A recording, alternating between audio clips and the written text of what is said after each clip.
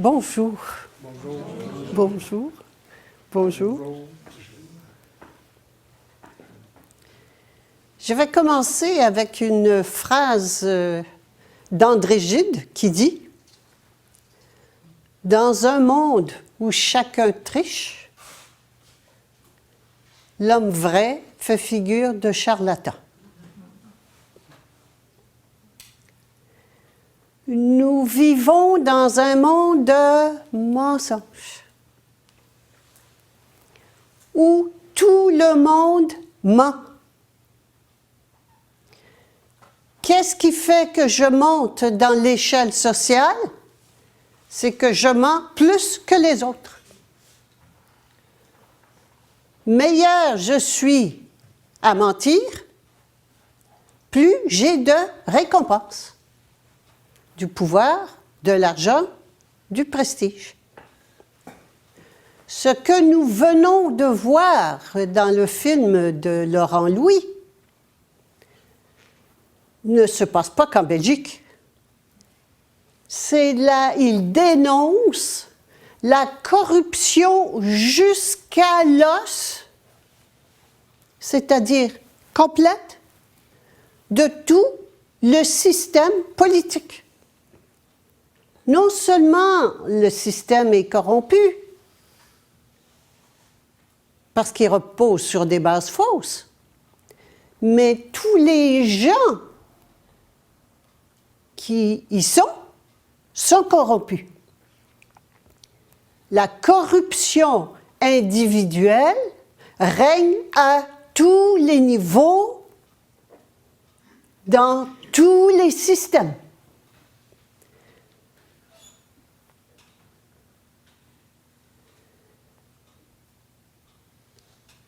Ce que vit, vous avez vu même à la fin de sa présentation, à la fin de la présentation, vous avez vu que Laurent Louis a été le seul à voter sur 129 personnes. Donc, 128 se sont tus. 128 ont acquiescé à la proposition qu'il perde son immunité parlementaire. Ça veut dire quoi? Vous savez que tous les politiciens et les gens haut placés, mais particulièrement en politique, profitent de l'immunité. Qu'est-ce que c'est que l'immunité? Ça veut dire qu'on ne peut pas les poursuivre en justice et encore moins les condamner. Ils peuvent faire n'importe quoi. Ils ne sont pas condamnables. Ils sont impunis. Qui a pu voter une loi pareille? Eux, pour eux. Hein? Ça semble logique. Eh bien, est-ce qu'on va continuer à croire qu'il y a des bonnes lois? Est-ce qu'on va continuer à rêver en couleur, lobotomiser, comme a dit Laurent Louis, et croire que les lois sont bonnes pour le peuple? Elles sont toutes faites par des gens corrompus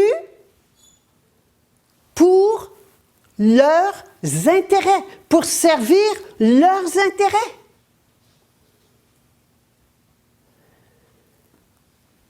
Lesquels intérêts? Mais on parle toujours des mêmes intérêts.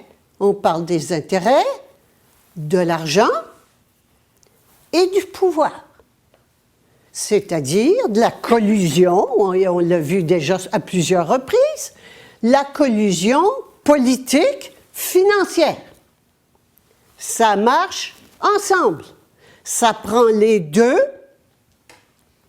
pour dominer et exploiter le peuple. Ça prend un système politique qui fait des lois qui servent l'argent qui va les imposer avec un système policier par la force, et ça prend un système financier qui profite de l'argent. C'est comme ça que ça marche. Qu'allons-nous faire? Et nous nous taisons. C'est sûr, nous nous taisons. On le voit de plus en plus ces temps-ci. On commence à s'ouvrir les yeux. On commence à se réveiller. On n'a pas encore remis en question la nécessité d'un gouvernement. Non, ça, on ne peut pas penser autrement que ça nous prend un gouvernement. Alors, qu'est-ce que je fais quand j'élis un gouvernement? Je donne mon pouvoir et mon argent. Vous avez jamais pensé que si je gardais mon pouvoir et mon argent, que je ne pourrais pas faire pire que ce qu'on voit là? Vous croyez que la pédophilie, c'est seulement en Belgique? C'est sûr. C'est sûr. Il y a quelque chose, un virus dans ce pays-là.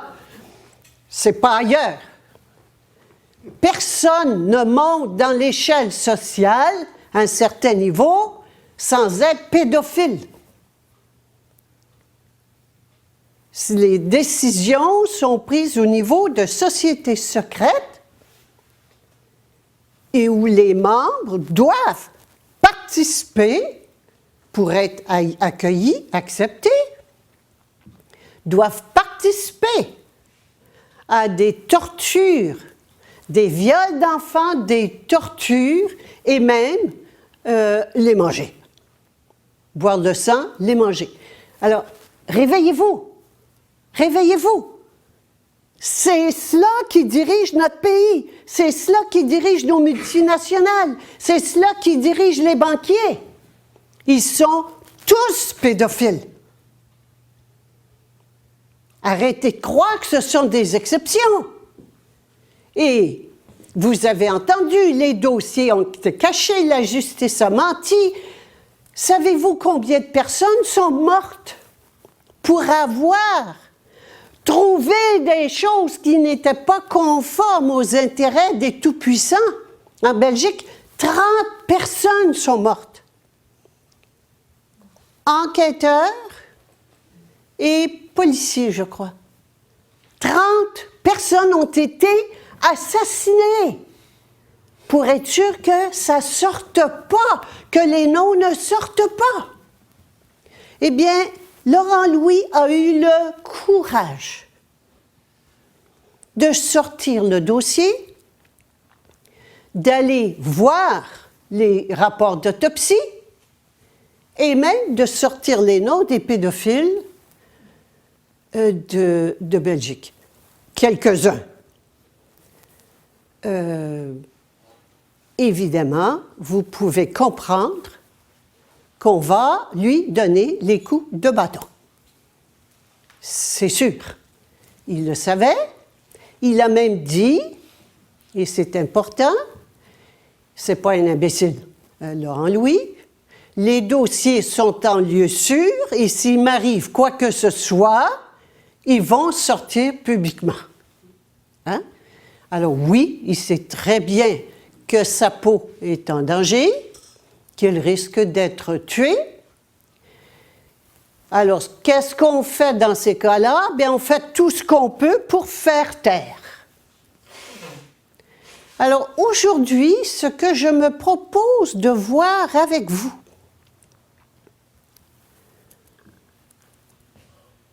c'est notre situation à nous. Que pouvons-nous faire dans notre vie quotidienne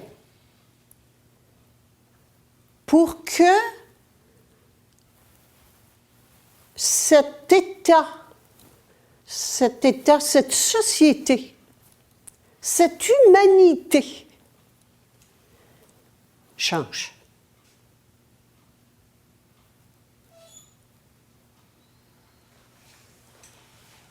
Nous allons donc aller à la recherche du vrai pouvoir. Qui a le pouvoir de faire en sorte que ça change? J'ai ici un tableau.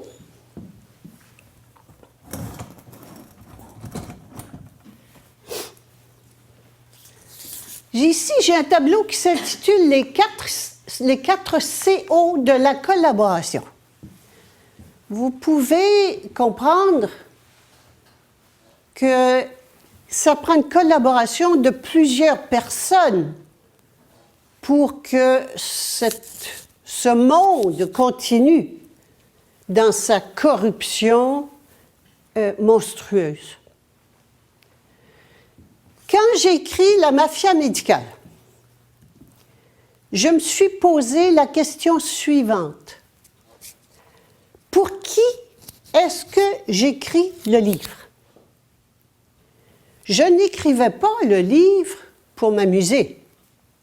Je savais très bien ce que je risquais.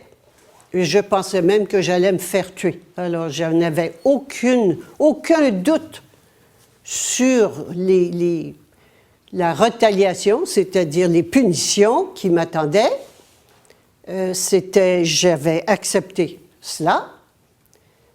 Mais je me suis dit, je veux écrire le livre parce que quand on écrit un livre, on s'adresse à quelqu'un dans sa tête.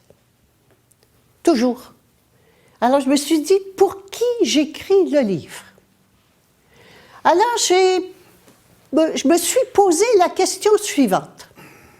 Est-ce que j'écris d'abord pour les gens qui sont haut placés et qui savent? Je ne les connais pas. Je ne les connais pas, donc je ne pouvais pas m'adresser à eux. Je ne les connais pas, ils sont cachés. Dans des sociétés secrètes en haut, vous avez des noms. Si vous montez puis vous fouillez des dossiers, vous arrivez sur des noms de corporations, mais jamais sur le nom des personnes qui sont derrière. Alors, je ne les connaissais pas. Bon, je suis passée au niveau suivant, niveau politique, banquier, le niveau de l'argent.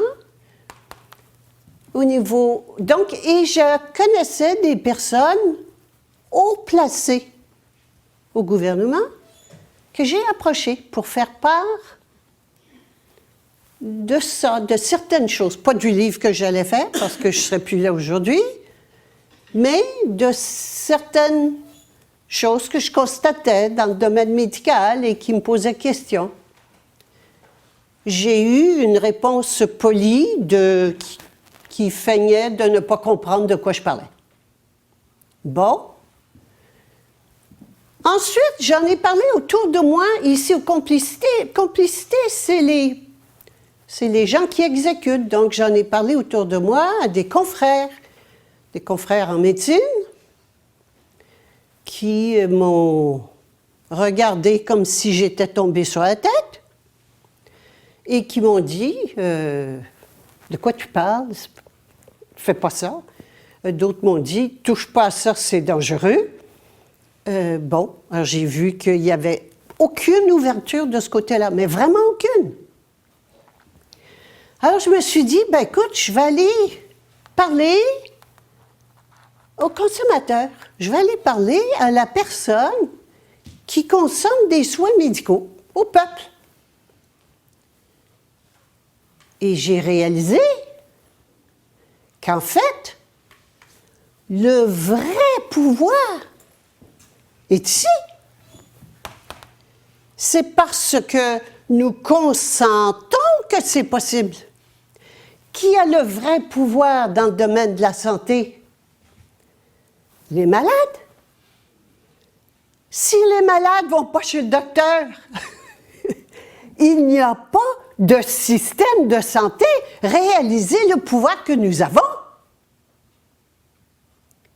Le docteur, il ferme ses portes, les hôpitaux ferment leurs portes. Tout le système de santé s'effondre, il n'y en a plus. Voyez-vous le château de cartes que nous entretenons.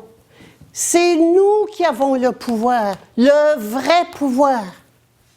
C'est nous qui l'avons. Que faisons-nous? Nous le donnons.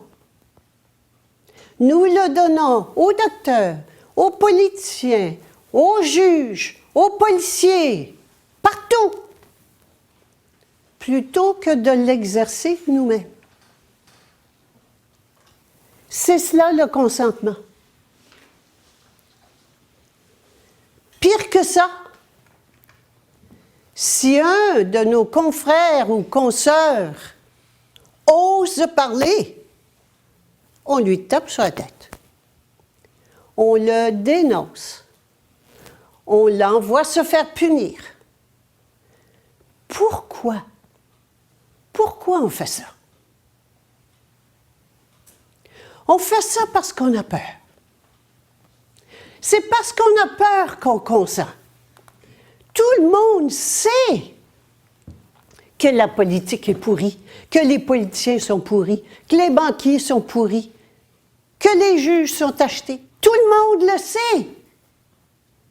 Mais vous continuez à aller voter. 57% ou 53% de la population qui est allée voter il y a un mois. Vous êtes allés encore faire quoi? Donner votre pouvoir. Donner votre pouvoir à qui? Des corrompus. Entretenir des systèmes corrompus. Des systèmes qui ne peuvent pas tenir. Ils vont tous s'effondrer. Vous risquez de vous effondrer avec. Aller chez le médecin, c'est dangereux, je vous le dis depuis je ne sais pas combien de temps. Puis vous continuez d'y aller. C'est dangereux. Pourquoi? Parce que le médecin, il se trouve ici, il est complice. La seule chose qu'il veut, c'est son chèque de paye. Pour payer sa femme. Excusez le lapsus. Payer.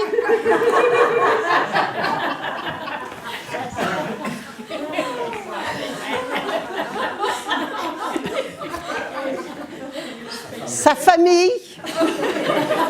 Son hypothèque. Pour payer son hypothèque, faire vivre sa famille. Et c'est son seul souci au médecin. C'est son seul souci. Et il fait quoi? Bien, il fait ce qu'on lui dit de faire. Qui lui dit quoi faire? Il reçoit les ordres du gouvernement. Il reçoit les ordres du gouvernement. Comment? À travers le Collège des médecins qui lui dit comment il faut qu'il traite les patients, et à travers tout le contrôle du système médical qui lui a appris la façon de pratiquer la médecine. Et le système médical est contrôlé par qui? Par l'industrie pharmaceutique.